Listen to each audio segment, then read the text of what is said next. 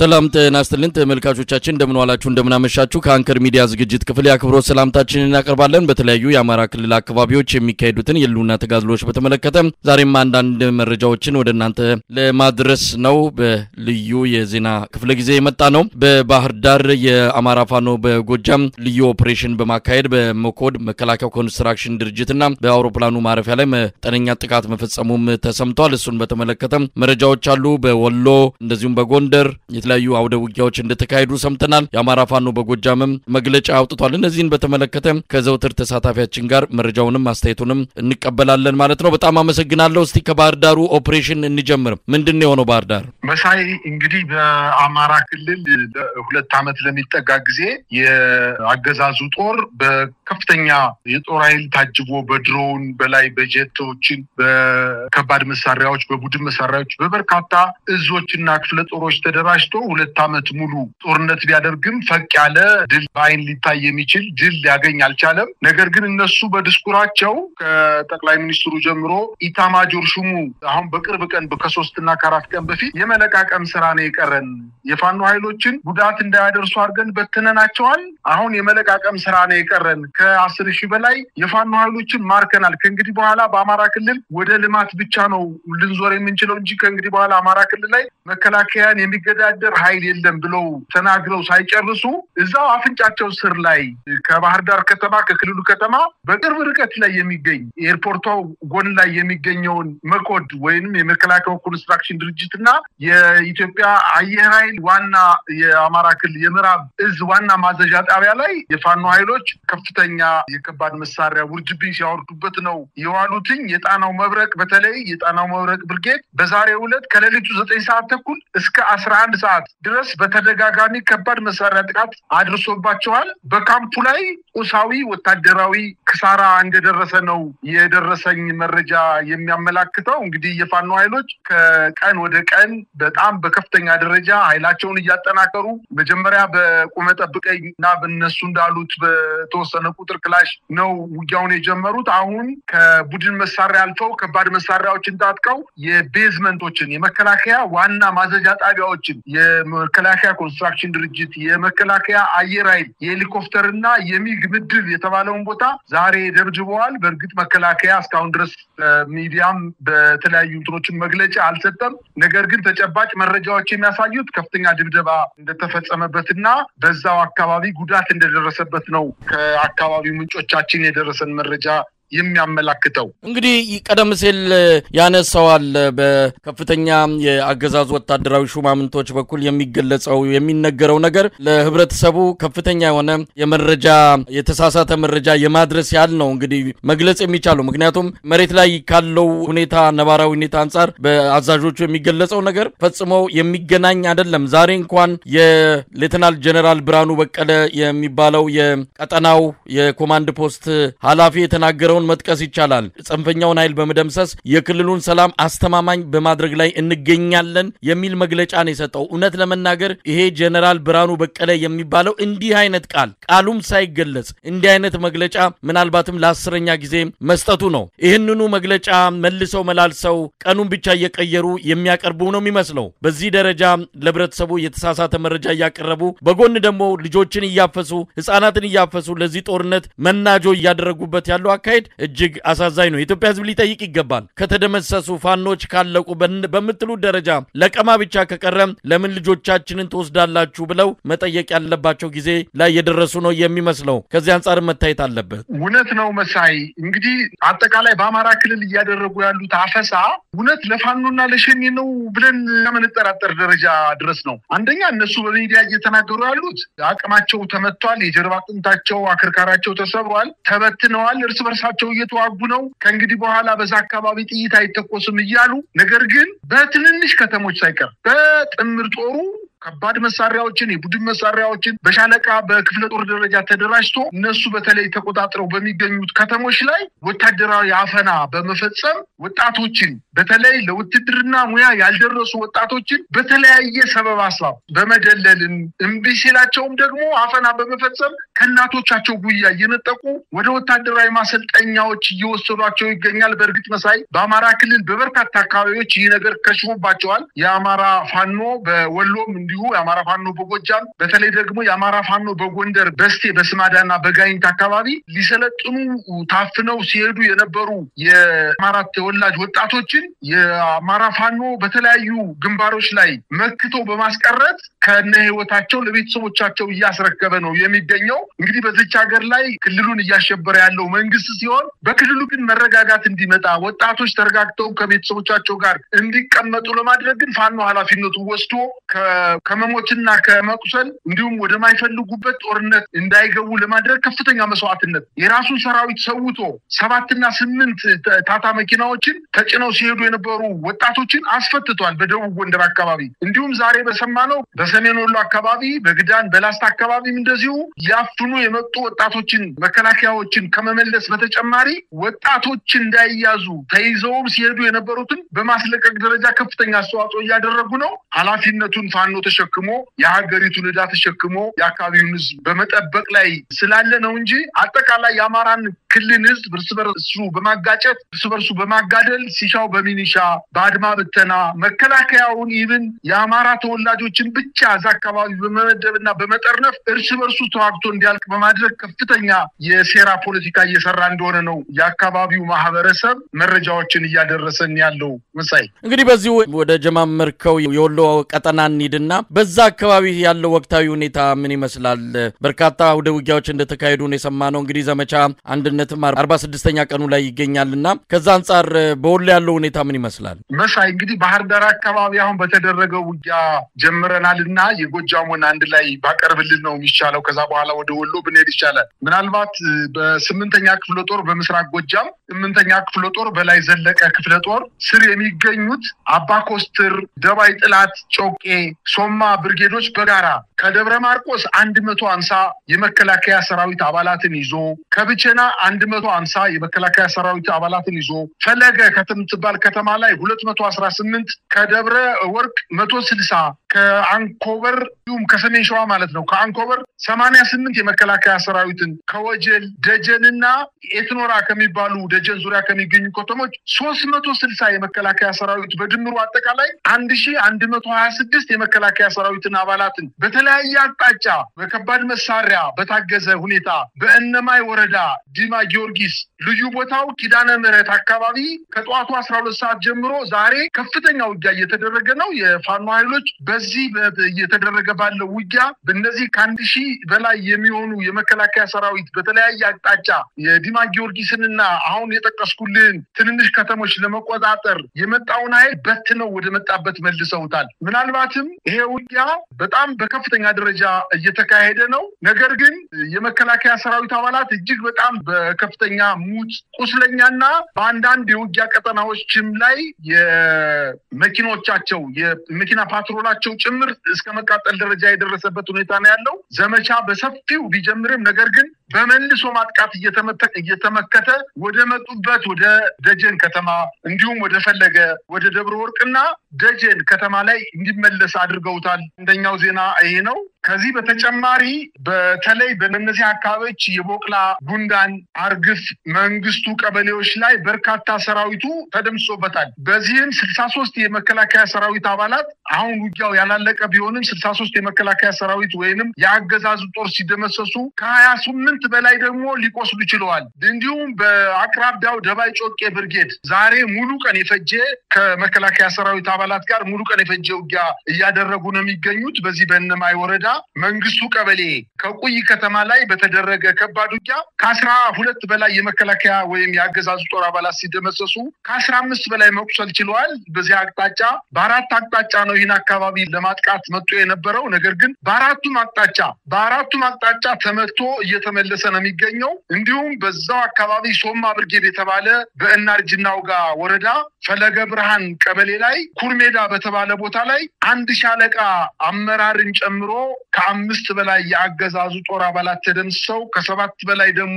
ቆስለው ቀሪዎቹ ደግሞ ተበታትነው ወደ መጡበት አካባቢ እንደተመለሱ ነው በምስራቅ ጎጃም አካባቢ የደረሰኝ መረጃ የሚያመላክተው። መሳይ እንግዲህ ተጠናክሮ በቀጠለው እና 47ኛ ቀኑን በያዘው ዘመቻ አንድነት በትናንትናው ዕለት ሼህ ሁሴን ጅብሪል ክፍለ ጦር ከአብይ አህመድ ሰራዊት ጋር በከለላ ወረዳ በተደረገ ከባድ ውጊያ በቀበሌ 17 ልዩ ስሙ ሌጮ በተባለ ቦታ ላይ ማለዳ 12 ሰዓት ጀምሮ እስከ ቀኑ 7 ሰዓት ድረስ በተደረገ ውጊያ የአገዛዙ ጥምር ጦር ሙትና ቁስለኛ ሆኖ ወደ መጣበት እንዲመለስ ተደርጓል። በተያያዘ የተጋድሎ መረጃ ከትናንት ወዲያ ፋኖ ኃይሎችን ከበባ ውስጥ ለማስገባት በመንቀሳቀስ ስምሪት ላይ በነበረ በተለይ ሙካርባ በተባለ ቦታ ላይ ቁጥራቸው ከ10 በላይ የሚሆኑ የአድማ ብተና አባላት ሙትና ቁስለኛ ሆነው ቀሪው ተበትኖ እንዲመለስ ተደርጓል። የአገዛዙ ጥምር ጦር ማለትም መከላከያ፣ አድማ ብተና እና ሚኒሻ በጋራ በውጊያው በጥምረት ከተሰለፉ ሲሆን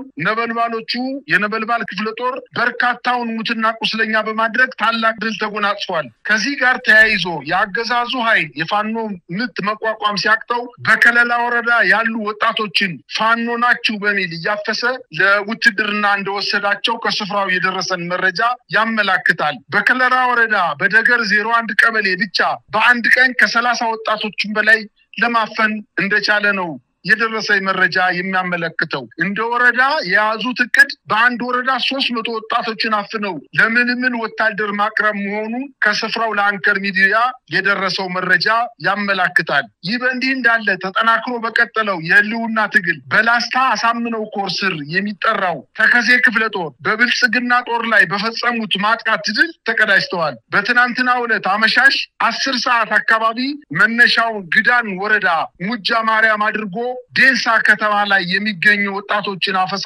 ለማካሄድ አስቦ በተንቀሳቀሰው የአገዛዙ ጦር ላይ በንቃት ሲከታተሉ የነበሩት የተከዜ ክፍለ ጦሮች አንድ ሻለቃና ልዩ ዘመቻ ፋኖች ዴንሳ ከተማ ዙሪያውን በመከበባ የመጣውን ጦር በመምታት ከባድ ኪሳራ አድርሰውበት ዴንሳ ከተማን ሳያስነኩ አንድ ፓትሮል መኪና ሙትና ቁስለኛውን ይዞ ወደ ነበረበት ሙጃ ማርያም ተመልሷል። በዚህ አውደ ውጊያ አንድ ከፍተኛ አመራርን ጨምሮ በርካታ ተዋጊዎች እንደተደመሰሱ ከስፍራው የደረሰኝ መረጃ ያመለክታል። በዚህ የተበሳጨው የአገዛዙ ጦር ሙጃ ማርያም ላይ የሚገኙ ወጣቶችን እንዲሁ እንደተለመደው ለውትድርና እያፈሰ እንደሚገኝ ለማወቅ ችለናል።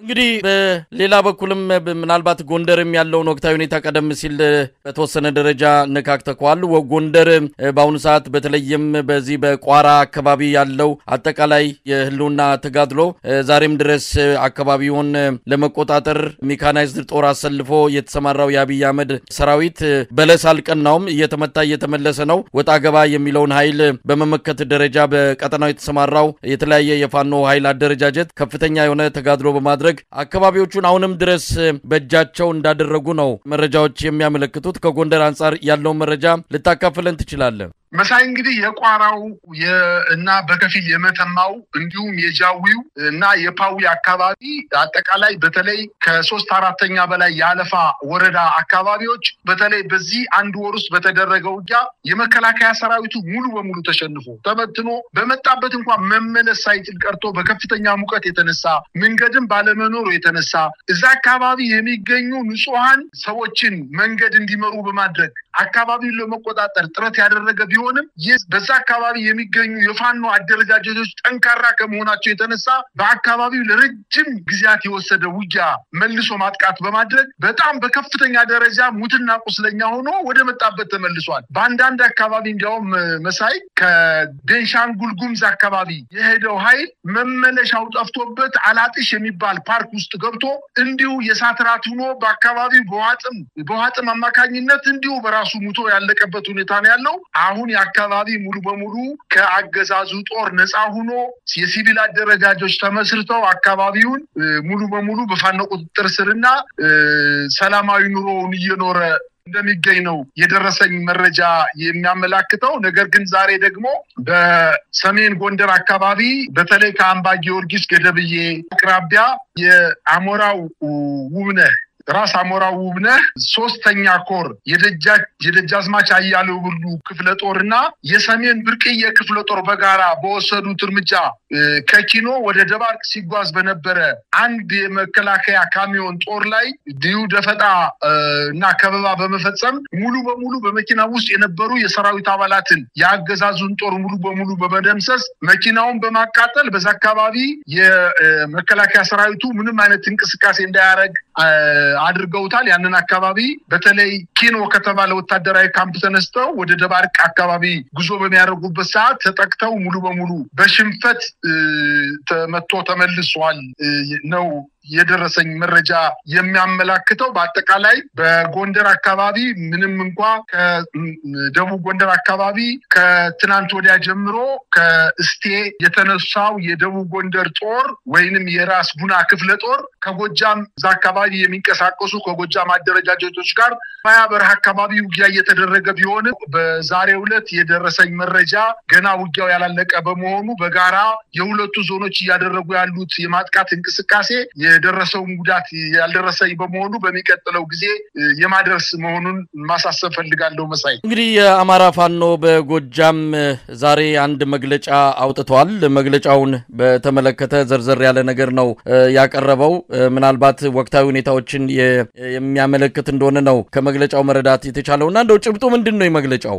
የአህመድ አገዛዝ በአማራ ህዝብ ላይ በአሁኑ ሰዓት ሁሉን አቀፍ ወንጀሎች እየፈጸመ እንደሚገኝ ነው መጀመሪያ በመነሻ ጽሁፋቸው ላይ ያመላከቱት። የአማራ ህዝብ እየጨፈጨፈ ያለው አብይ አህመድ የአማራ ገበሬ ጠላት ወደ ያዛቸው ከተሞች ገበያ ውሎ ለመመለስ በሄደበት በማገት እና ሚኒሻ ብለው ወደሚጠሩት አደረጃጀት በግድ በማስገባት እንዲሁም ወጣቱን የዕለት ጉርሱን ለመሸፈን የቀን ስራ ከሚሰራበት ቦታ በማገት አድማ ብተና እና መከላከያ ወደሚሉት የግለሰብ ሰራዊት በማስገባት አማራውን በአማራው ማጋደል በሚል ስር የሰደደ የጥላቻ አጀንዳ የተጠመደ ወራሪ ኃይል ሰለባ ሆነው የሚገኙ ወጣቶች እንዳሉ አያይዞ ጠቅሷል። አብይ አህመድ የአማራን ርስቱን መንጠቅ ትጥቁን ማስፈታት የሚል አጀንዳ የመጀመሪያ የመተግበሪያ መቅድሙ በማድረግ የጀመረ መሆኑ የሚታወቅ ሲሆን በህዝባችን ላይ የስነ ልቦና ጫና ለመፍጠር በክልሉ እና ዞን ከተሞቻችን የሚኖሩ ማህበረሰቦቻችንን በማስገደድ መሳሪያ ገዝተው ገቢ እንዲያደርጉ እያደረገ እንደሚገኝ አያይዞ ጠቅሷል። መንግስታዊ አሸባሪው የአብይ አህመድ አገዛዝ የአማራን ህዝብ የኢኮኖሚ ተመጽዋች እንዲሆን አርሶ አደሮችን በገንዘቡ የአፈር ማዳበሪያ ገዝቶ ምርት እንዳያመርቱ የማዳበሪያ የሽያጭ ተመን ከሌሎች ክልሎች በተለየ ሁኔታ በጥፍ በመጨመር እንዲሁም ገንዘቡን ወስዶ መግደያ መሳሪያ ለመግዛት በእቅድ እየሰራ እንደሚገኝ አያይዘው ለመጥቀስ ሞክረዋል። አብይ አህመድና ጭፍሮቹ በአሁኑ ሰዓት አከርካሪያቸው እየተመታ በመሆኑና በዓለም አደባባይ ፍርድ ገመድ እየተጎተቱ የሚቆሙበት ጊዜ መሆኑን ዘው ገልጸዋል።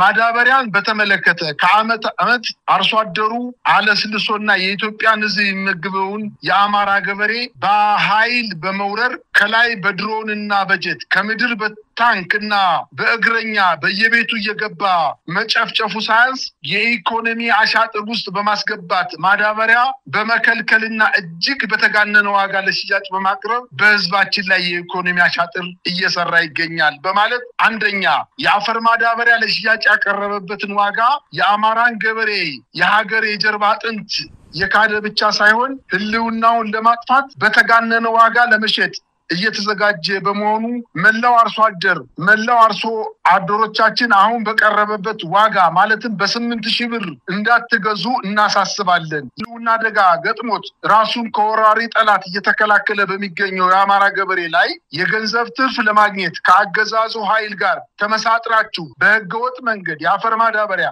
ከዝናችሁ በጋነነ ዋጋ ለመሸጥ የተዘጋጃችሁ ነጋዴዎች በትክክለኛው ተመን የማትሸጡ ከሆነ ድርጅታችን የአማራ ፋኖ በጎጃም ማዳበሪያውን ለማህበረሰቡ እንደሚያከፋፍልና እናንተም ላይ እርምጃ የሚወስድ መሆኑን በማለት አያይዘው ገልጸዋል። 3 ለመላው የጎጃም ማህበረሰባችን በህገወጥ መንገድ የማዳበሪያ ከዝኖ የሚገኝ ነጋዴዎችን በአካባቢያችሁ ለሚንቀሳቀሱ ብርጌዶችና ሻለቆች እንድትጠቁሙ በማለት አያይዘው ገልጸዋል። 4 ከአሁን በፊት የውትድርና ሙያ ስልጠና ወስዳችሁ ማለትም በእግረኛ በኮማንዶ በሜካናይዝድና በሌሎች ወታደራዊ ዘርፎች የሰለጠናችሁና በፋኖ አደረጃጀት ያልተካተታችሁ ወገኖቻችን በሙሉ በአቅራቢያችሁ በሚገኙ የድርጅታችን ብርጌድ ክፍለ ጦር በመሄድ እንድትመዘገቡ ጥሪ እናቀርባለን። በዚያውም በህዝባችን ላይ እየደረሰ ያለውን ግፍ እና መከራ እያዩ እንዳላዩ መሆን የጨፍጫፊውን ስርዓት እንደመደገፍ ይቆጠራል በማለትም ተናግረዋል። 5 የአብይ አህመድ የግል ሰራዊት በመሆን የሚወረወርላችሁን ሽርፋፊ ገንዘብ ቤተሰባችሁንና ህዝባችሁን እየገደላችሁ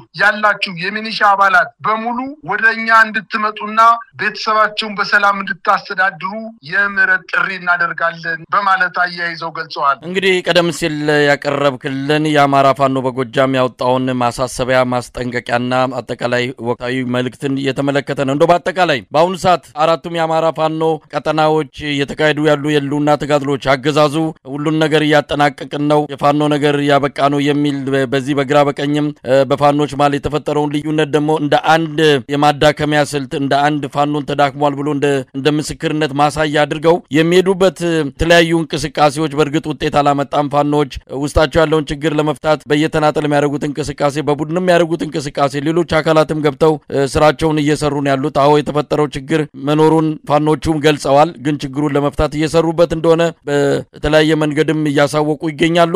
እሱ ሰምሮ አንዳች ውጤት እንደሚደርስ እንጠብቃለን። በቅርቡም አንድ ትልቅ መዋቅር ተመስርቶ እንደሚመጣ ነው እንግዲህ እየተጠበቀ ያለው። ከዛ አንጻር ሲታይ ፋኖ ነገ ከነጎዲያ በተለይም ከክረምቱ መምጣት ጋር ተያይዞ አገዛዙ በከፍተኛ ስጋት ውስጥም ስላለ ከክረምቱ በፊት ሁሉ ነገር ለማጠናቀቅ እየተንደፋደፈ ነው ያለው። ያን ካልሆነለት ግን ክረምቱ ከገባ እጅግ አስቸጋሪ እንደሚሆንበት ይታመናል። እነዚህ ነገሮች ሲታዩ በመጪው ጊዜ ምናልባትም ለአገዛዙ ጥሩ ወቅት ሊሆን እንደማይችል ነው የሚገመተው። እንደው በመጨረሻ ምን ማለት ይቻላል? መሳይ እንግዲህ እቺ ሀገር ሙሉ በሙሉ ወታደራዊ አገዛዝ መሆኗን ለዓለም ሀገራትና ለዓለም መንግስታት እያሳየ ነው የሚገኘው። ዛሬ እንኳን 116ኛ ምናምን የፖሊስ ምስረታ ቀን በማለት በአዲስ አበባ ከተማ ላይ ፍጹም ወታደራዊ የሆነ ዩኒፎርም ያለበሰ ነገር ግን የሀገሪቱ ጠቅላይ ሚኒስትር ወታደራዊ መሪ እንደሆነና ሀገሪቱ የወታደር ሀገር መሆኗን አስመስክሯል። ዛሬ ፖሊስ ማለት የሀገርን ሰላም የሚጠብቅ የሰፈር ጥሎችን ሰው ወጥቶ እንዲገባ ለማድረግ ተቋማትን መጠበቅ የሰለጠነበት ሙያም ይሄ ሆኖ እያለ ነገር ግን ጠቅላይ ሚኒስትሩ በዚህ ቀን የፈጠረ ወታደሮችን በሰልፍ በማሳየት የኢትዮጵያን ሕዝብ ለማሸማቀቅ እያደረገ ያለው ጥረት ዋነኛ ምክንያታቸው ቀኑን ለማክበር አይደለም። ስጋት አለባቸው፣ ፍርሃት አለባቸው። ሰራዊታቸው በአማራ ክልል እየፈረሰ ነው።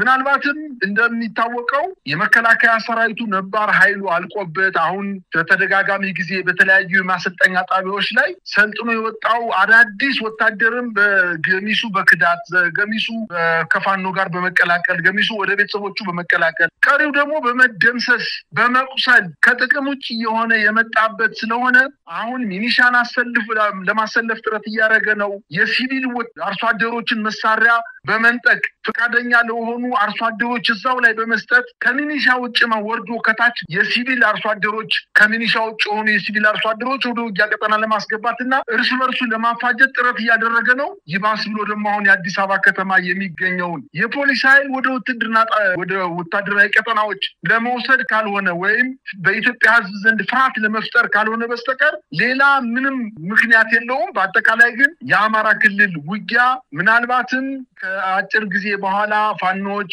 አሁን ተስፋ እየሰጡን ነው። አንድ ለመሆን ከፍተኛ ጥረት እየተደረገ ነው። በአጭር ጊዜ አንተ እንዳልከው የምንሰማው ትልቅ የአንድነት ዜና ሊኖር ይችላል። ይሄ ከመምጣቱ በፊት እየተፍጨረጨረ ነው። ነገር ግን እንስሳት ታርዶ መጨረሻ እግሩን የሚያፈራግጥበት የጊዜ ሰሌዳ ላይ ነው የሚገኘው ይሄ መንግስት። ከእንግዲህ በኋላ ህይወት ያለው ሀገሪቱን የሚያስተዳድር የሀገሪቱን ዳር ድንበሮች የሚጠብቅ ሳይሆን ከተሞችን ይምን ራሱ የተቀመጠበትን የአዲስ አበባ ከተማን ራሱ ጠብቆ ማዳን የማይችል ስርዓት የኮሰመነ የጀርባ ጥንቱ የተመታ የፈረሰ ስርዓት እንደሆነ የኢትዮጵያ ሕዝብ ተረድቷል። ምናልባትም በአጭር ጊዜ ውስጥ ከአማራ ክልል ውጊያው ወጥቶ ባልተጠበቀ ሰዓትና ባልተጠበቀ ፍጥነት ወደ ሌሎች ክልሎች ተዛምቶ ስርዓቱ መግቢያ መውጫ የሚያጣበት ጊዜ ሩቅ እንዳልሆነ ነው መረዳት የሚቻለው። መሳይ በጣም ነው ማመሰግነው። እንግዲህ የፋኖን አጠቃላይ ወቅታዊ መረጃዎችን በተመለከተ ላቀረብክልን ዝርዝር መረጃና ማብራሪያ በአድማጮች ስም ከልብ አመሰግናለሁ። እኔም አመሰግናለሁ።